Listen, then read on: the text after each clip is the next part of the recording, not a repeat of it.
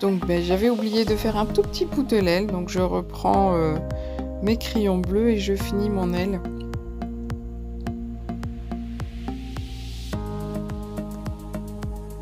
Je la réalise de la même façon, donc je mets un petit peu d'ombrage au bout, j'étale avec mon blanc et ensuite je vais venir foncer avec mon noir les zones où je pense qu'il y a de l'ombre.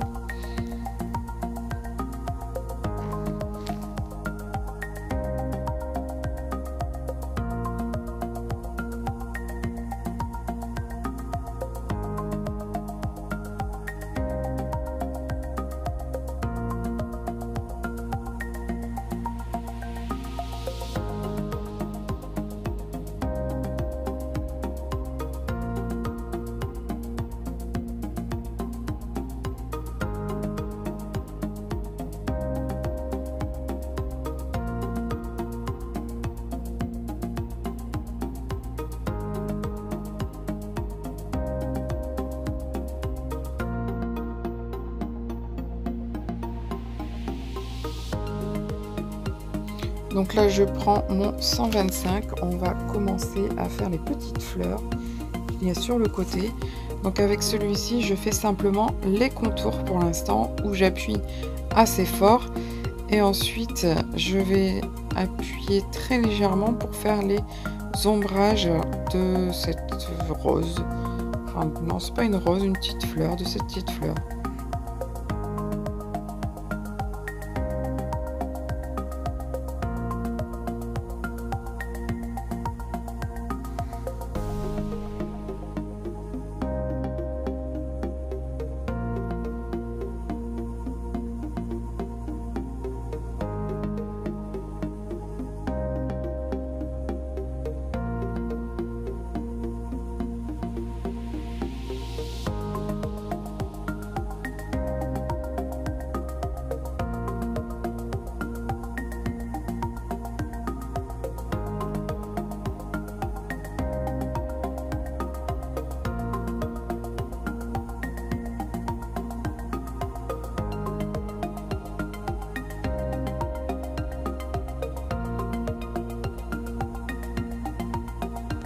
Donc maintenant je vais prendre un beige pour étaler ma couleur et je vais simplement l'appliquer sur toute la zone. Je laisse quand même une petite partie blanche pour donner un petit peu plus de lumière.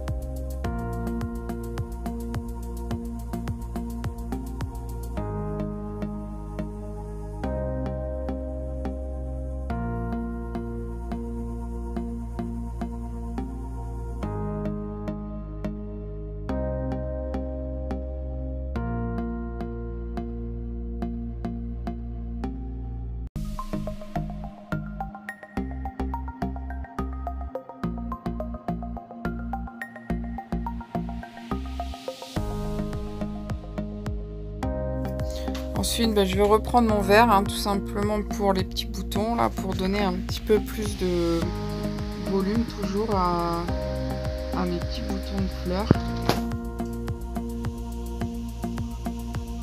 Donc je en mets que très légèrement, je n'appuie pas du tout sur mon crayon. C'est vraiment pour donner un petit effet de volume. Et je vais quand même en rajouter un petit peu sur la fleur pour également lui donner un petit peu plus de volume en fait.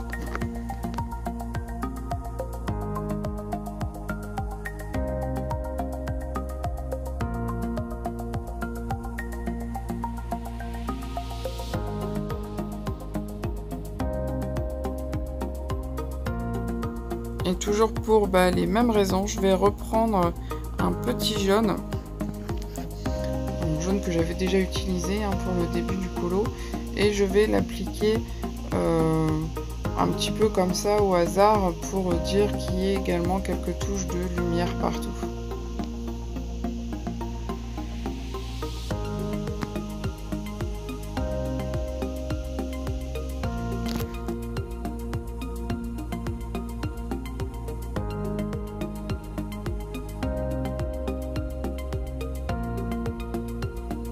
Et bien sûr, pour faire mes ombres, je prends mon noir pour pouvoir les marquer un peu plus. Donc pour les boutons, je ne vais pas appuyer très fort, hein, mais voilà, ça donne tout de suite un petit peu plus de profondeur et de volume à mes objets entre guillemets.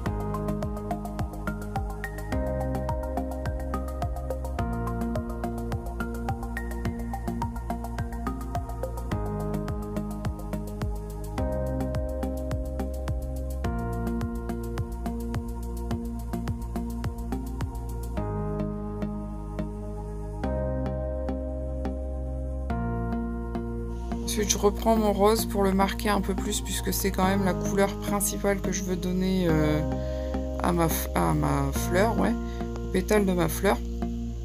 Et j'en mets un petit peu partout sans appuyer fort. C'est juste pour unifier tout ça en fait, hein.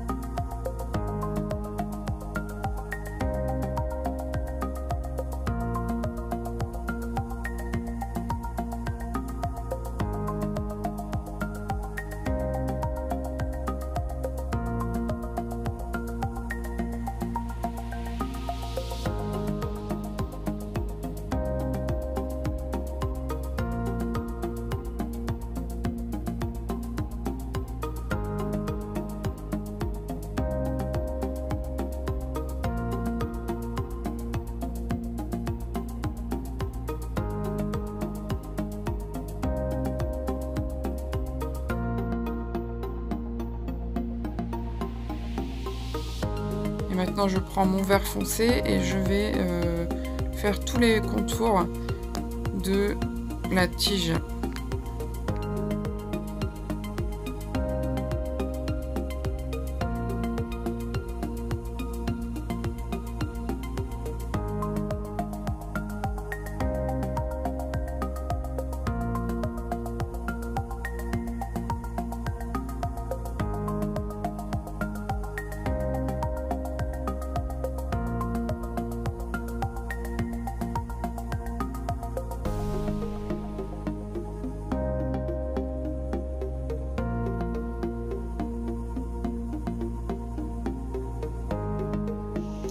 J'ai fait également les pistils et je vais également faire les contours de la petite feuille, enfin petite, elle est déjà belle, de la feuille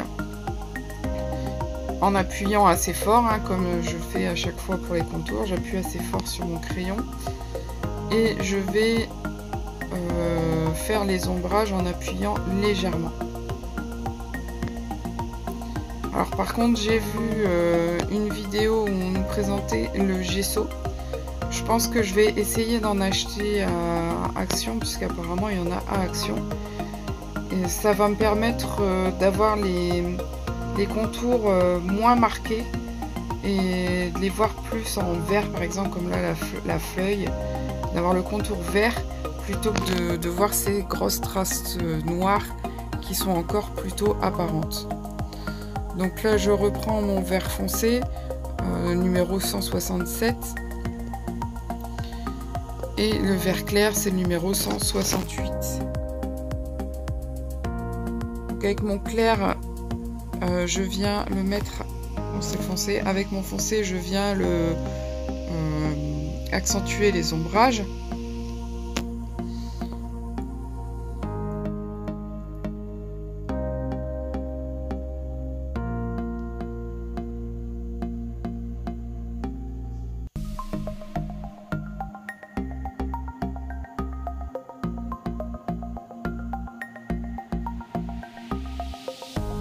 Et enfin avec mon blanc, je viens tout simplement remplir tous les espaces vides sur ma tige et ma jolie petite feuille.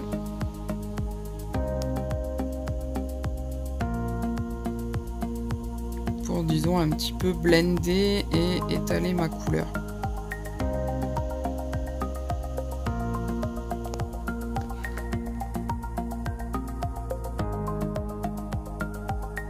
Et bien sûr, pour ma feuille, j'oublie pas de remettre mes ombrages avec un peu de noir. Alors je ne sais plus si je vous l'avais dit, en tout cas sur l'autre vidéo, je pense que je l'avais dit sur la première vidéo de ce colo. Mais vraiment le noir, maintenant c'est devenu un de mes indispensables. Je trouve que ça finit vraiment de placer les ombres et du coup de donner le volume voulu.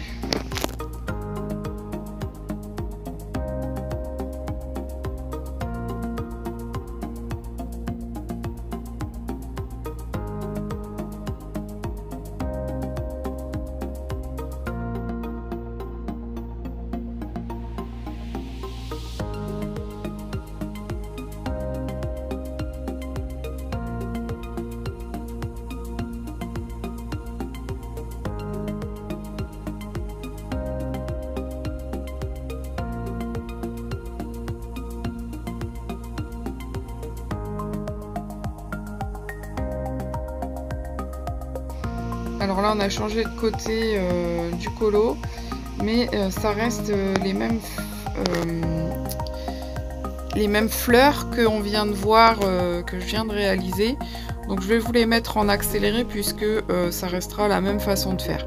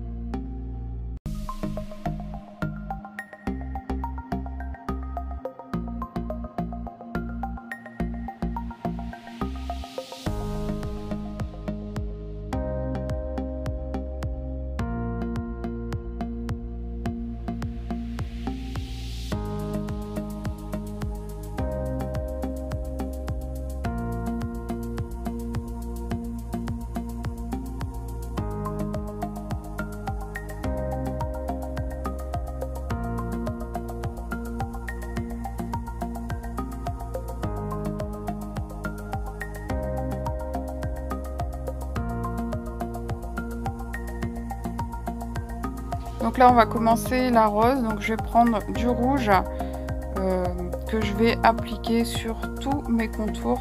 C'est un rouge déjà assez foncé, alors je sais pas pourquoi, je vous ai pas fait voir la couleur, là comme ça je m'en souviens plus. Du coup je vais faire tous les contours avec, avec ce rouge là, tous les contours de la rose. Et après je mettrai quelques zones d'ombre également. Ce que je ferai pour le prochain colo expliqué, en fait je vais faire un peu comme les chaînes américaines, il y en a beaucoup qui le font.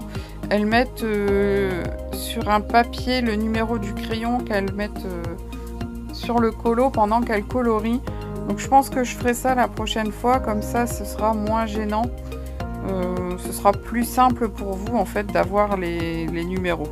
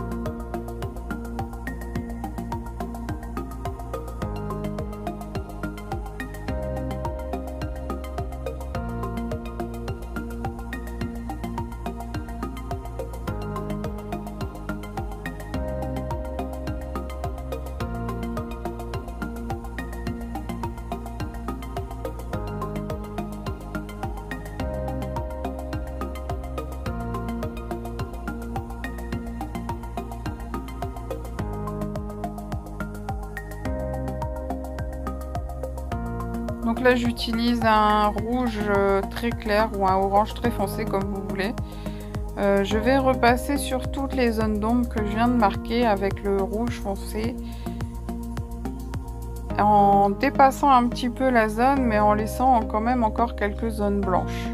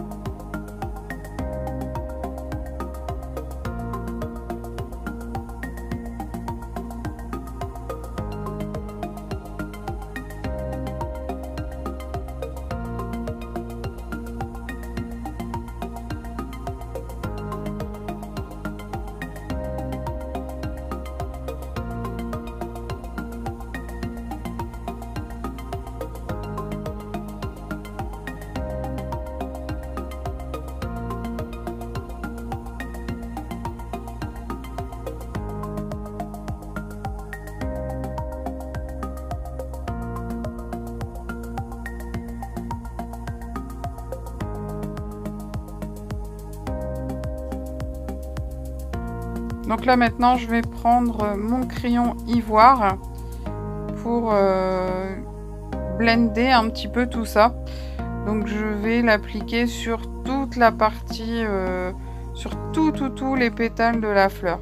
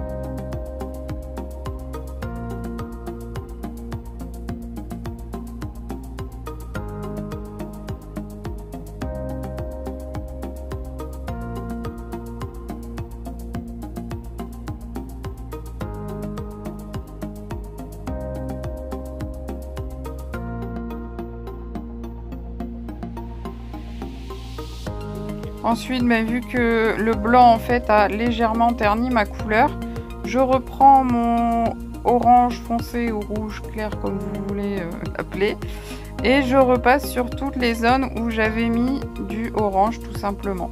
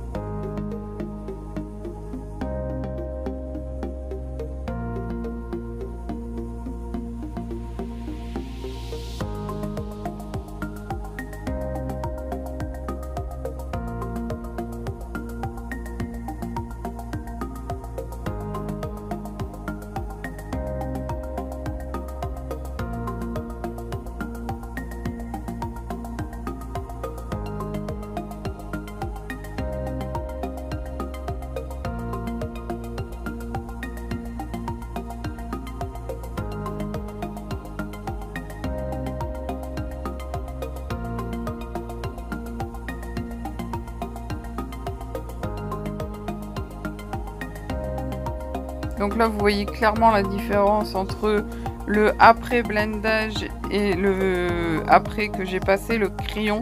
On voit vraiment une nette différence et c'est vraiment très important cette étape de la faire puisque ça redonne un peu de peps à la couleur.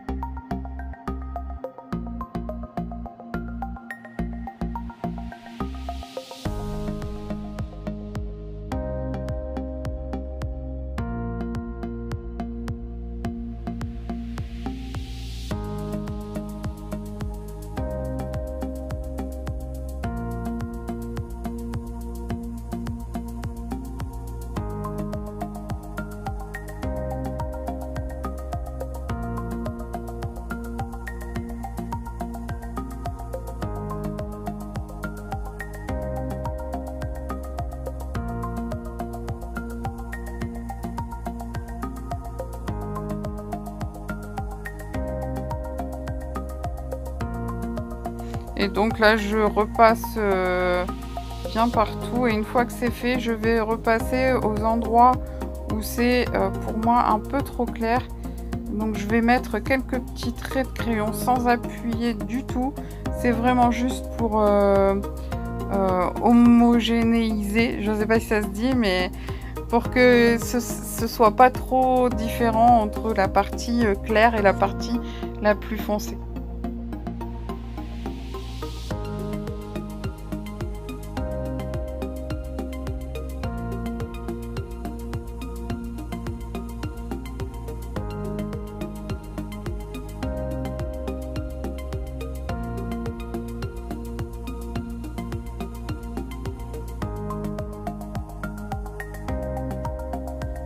Voilà, et donc une fois que ça c'est fini, je vais reprendre mon ivoire, repasser un peu partout pour dire de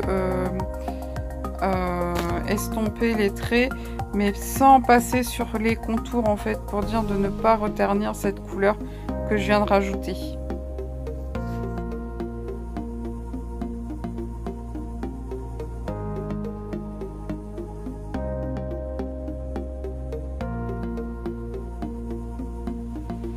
Et voilà, maintenant je vais pouvoir placer mes ombres avec mon noir. Donc toujours de la même manière, hein, je fais en fonction des pétales. Donc je vais faire le bas des pétales un peu plus noir, sans appuyer surtout, en mettant juste un tout petit peu de noir. C'est vraiment, on veut pas que la fleur finisse noire, hein, on veut juste marquer les ombres.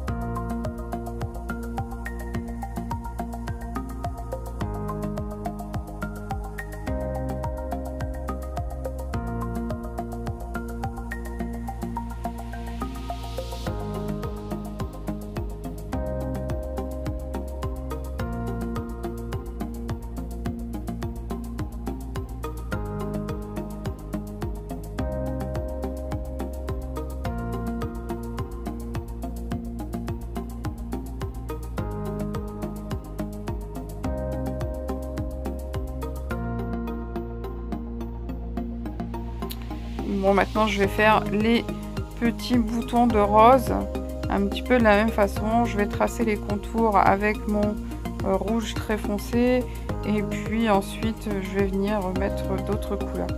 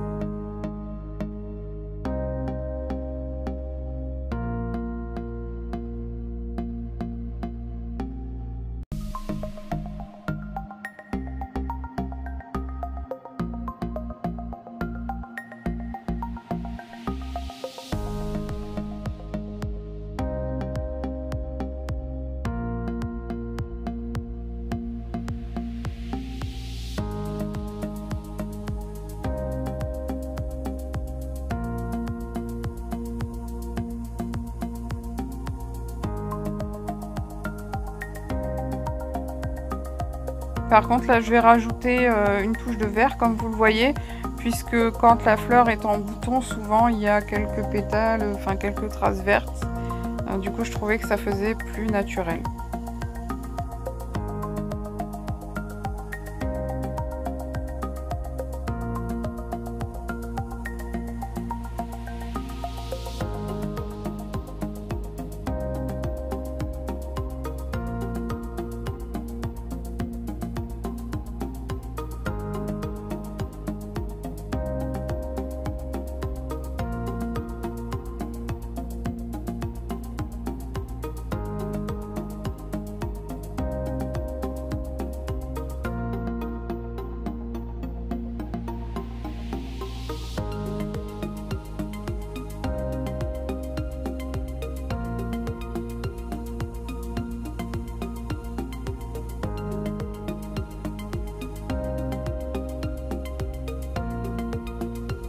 Maintenant je vais finir cette fleur par les feuilles tout simplement en passant un vert assez foncé sur tous les traits des feuilles.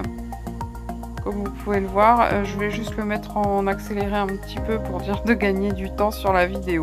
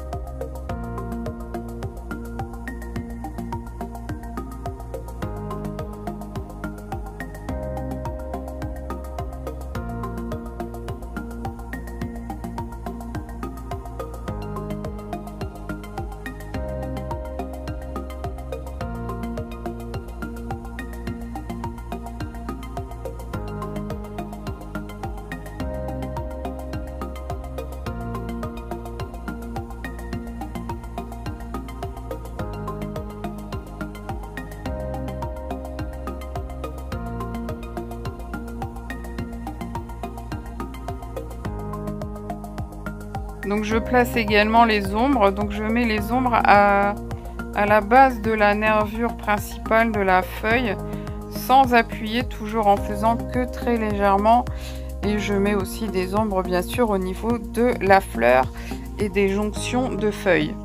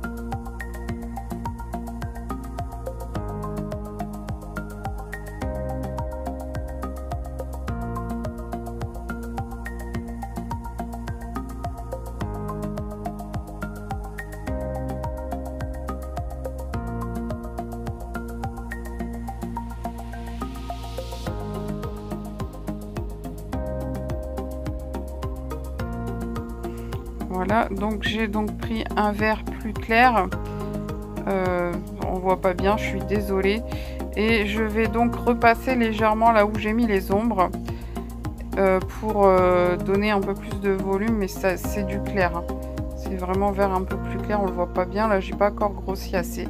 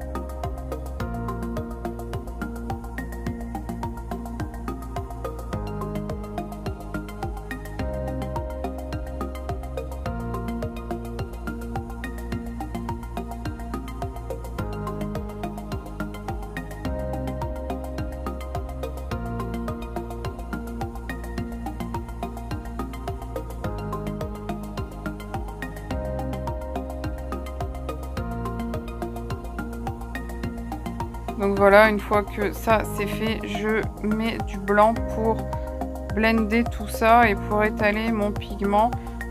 Ça fait tout de suite plus sympa, plus net.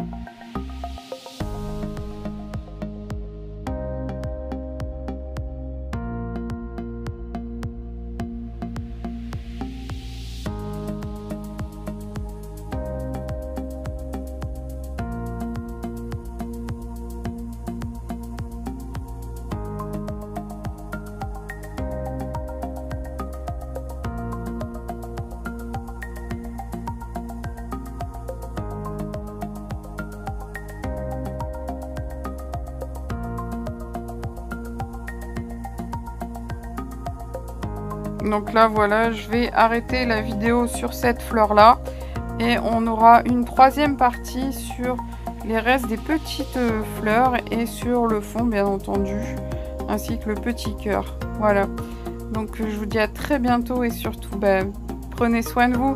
Bye bye.